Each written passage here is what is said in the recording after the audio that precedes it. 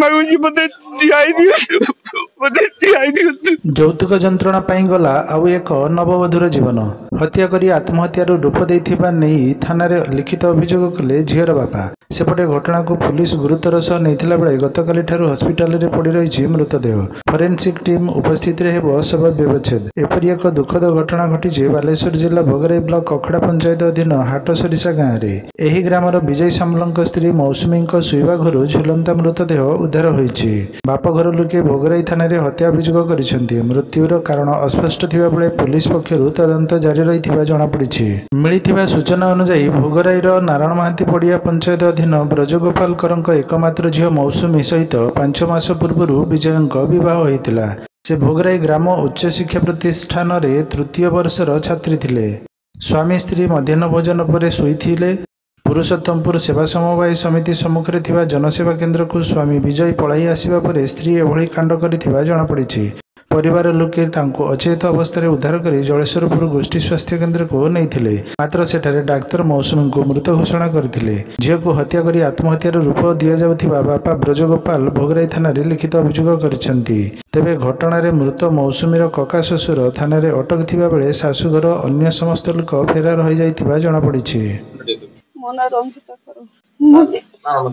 annum पड़िया घर ताहार मझी को मारिकी फांसी काटी तार यौतुक निर्यातन दूसरा सब 5 लाख टंका सुनार बाइक झील जावतीय गहना पत्र तार दाबी कर 4 मास 5 मास बाग रही छुआ कौए आमर रही बसिक दिया कहई लव मैरेज होता कोर्ट मैरेज होता मासे डेट फिक्स होता हाँ फोन कथा कॉलेज कॉलेज माने परीक्षा चलता रूम रे कहीं पिला नथिले तो सी बाबा को फोन कला जे बाबा मेसेज कर मु घर को पळेबी रूम रे कहीं पिला ना मते डर लागुसी बाबा मेसेज करले से मंगलवार दिन राति रे से शाशु घर को जाइथिला बुधवार दिन भल थिला गुरुवार दिन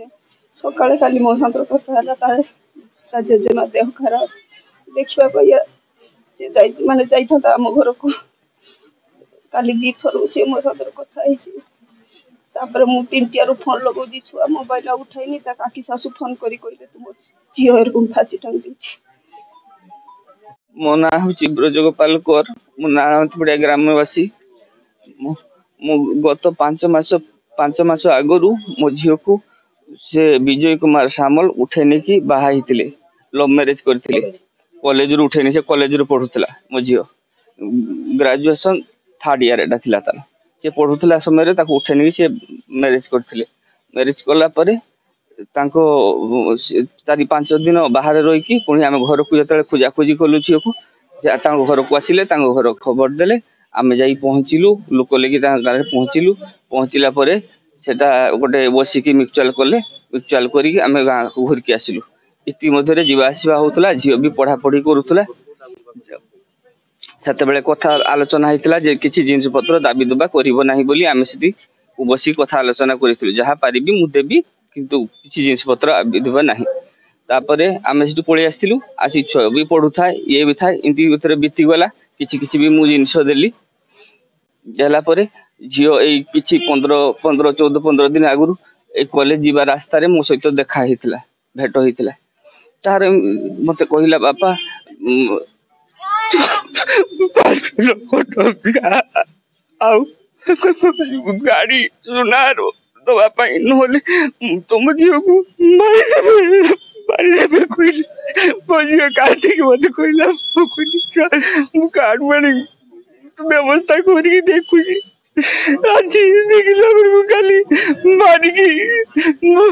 आत्महत्यार रूप दौरान झीटा को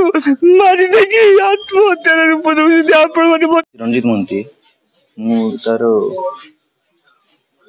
भाणजी काली संध्या को काली दिन 4टा मत फोन आसला कि भाणजी को नहीं जाती मारी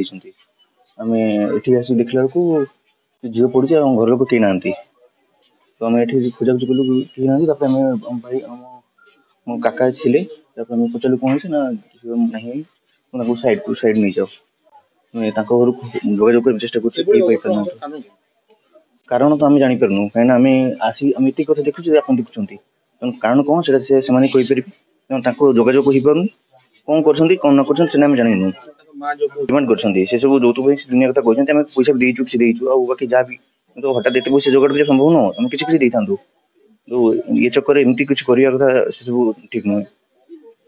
शतपथी चंदनेश्वर आउटपोस्ट कम्प्लेन ब्रजगोपाल अभियोग कर झील 5 मास पूर्व लव मैरेज कर बाहर आमर हारसोरसा गाँव विजय सामलपुर कहते बाहर कि काली खबर पाइले झील दौड़ दे सुसाइड कर भावुँ मारदे